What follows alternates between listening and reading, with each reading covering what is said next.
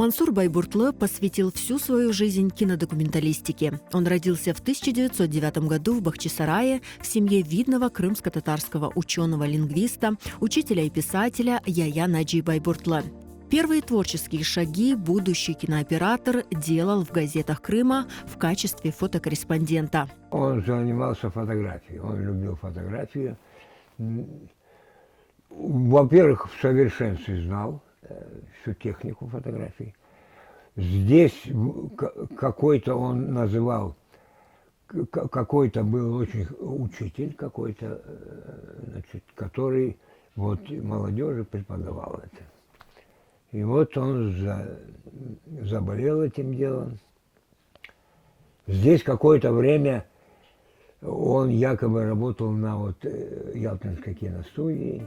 Мансур Байбуртлы учился во Всесоюзном государственном институте кинематографии. По окончании начал работать в Московской студии кинохроники. В 1937 году стал оператором Казанской, а в 1941 – Куйбышевской кинохроники.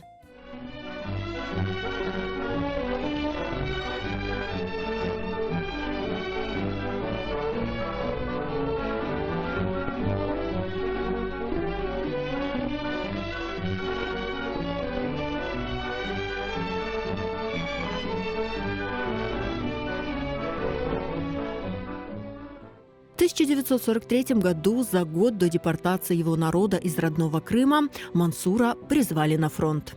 В 1943-м он ушел и попал в 4-й Украинский фронт. Там он воевал. Снял несколько фильмов, получил награды. С самых первых минут объявления войны и до самого окончания Мансур Байбуртлы не расставался с камерой, пройдя с ней самыми жаркими дорогами сражений. Кинокадры, снятые им, вошли в ряд фильмов о войне. Десятки тысяч метров снятой им кинопленки стали бесценными историческими материалами. Товарищ Барбутлы работал на фронте кинооператором и военным корреспондентом с 1943 года в армиях 18-й, 38-й и в 1-й гвардейской. Создал много ценных кинодокументов о Великой Отечественной войне и ее героях. Снимал в районе Карпат, был вместе с кинооператором товарищем Каспием непосредственно на поле боя, проявил храбрость и отвагу, снимая боевой высококачественный документальный материал, который принят Москвой с оценкой «Отлично», премирован кинокомитетом. Из наградного листа оператора Барбутлы.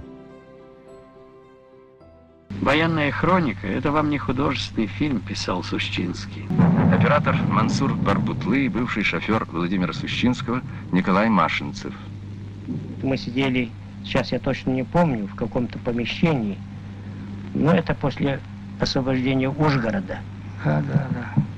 Сидел, значит, мы были вместе, был Тода Каспий, Володя Цислюк, я и Володя Сущинский. Он какой-то был такой грустный. У меня, говорит, друзья, какое-то предчувствие. Он погиб, когда ему было 27 лет.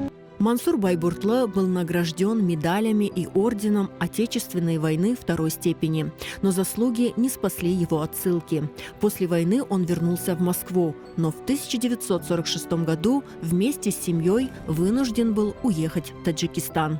Когда с фронта вернулся, мы поехали в Таджикистан, в Сталинабад. Работал на Таджикфильм в Сталинабаде, а оттуда мы переехали в Джаузикау, Владикавказ.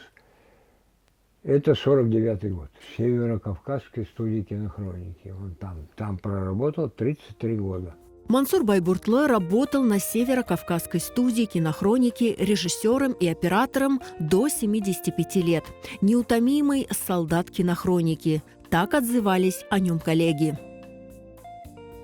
Оригиналом был фронтовик, оператор Мансур Барбутлы. Пшеницу, летящую из железного рукава комбайна, он просил ассистента подсвечивать фольгой, чтобы на экране она казалась золотой. Мог часами сидеть на походном раскладном стульчике и ждать солнца, чтобы снять один единственный кадр так, каким его хотел бы увидеть сам создатель. Герман Гудиев, режиссер-оператор. За созданные фильмы Мансур Байбуртлы отмечен 20 благодарностями с занесением в личное дело от Управления по производству фильмов Министерства культуры СССР. За цветной фильм «В Цейском ущелье», снятый в 1957 году, награжден дипломом Международного фестиваля видовых фильмов в Монтевидео. Оператор, режиссер, сценарист. Он сам писал сценарий и сам монтировал, сам, значит, как режиссер. И я с ним, вот, он снял 46 фильмов, 46. Я с ним, наверное, штук 12 работал, я с ним работал. Это был честный человек, это был грамотный, интеллигентный, отцом. Он был жесткий и очень хотел, чтобы я перенял это ремесло. Виктор Байбуртлы исполнил желание отца и также посвятил свою жизнь киноискусству. Он вспоминает: отец всегда мечтал вернуться в Крым. Тема родины для него была болезненной. Свою боль он выражал в своих работах. Он везде, отовсюду, везде покупал вот о Крыме литературу. Он был художник еще. Помимо всего, он еще, значит, писал картины. У него все картины дома написаны им. Все Крым. Горы, море, все о Крыме. Вот все картины, он акварелью писал. Все картины, вот он не ходил, не кричал всем: я люблю Крым. Он такой не занял. Он в себе рисовал эти картины и сам с собой, видно, он выражал любовь вот в эти картины. Умер Мансур Байбуртлы в 1992 году в Пятигорске. Вернуться в родной Крым ему так и не удалось.